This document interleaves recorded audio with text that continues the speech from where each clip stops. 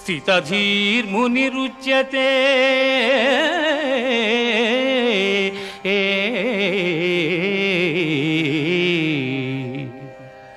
దుఃఖములు కలిగినప్పుడు దిగులు చెందని వాడును, సుఖములు కలిగినప్పుడు స్పృహ లేనివాడును, రాగము భయము క్రోధము పోయినవాడును స్థితప్రజ్ఞుడని చెప్పబడును. ధ్యాయతో విషయాన్ పుంసః సంగస్తేషూపజాయతే.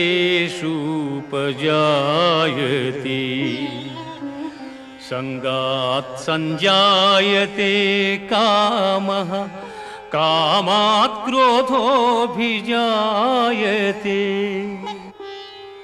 క్రోధాత్ భవతి సమ్మోహః, సమ్మోహాత్ స్మృతివిభ్రమః, స్మృతిభ్రంశాత్ బుద్ధినాశో, బుద్ధినా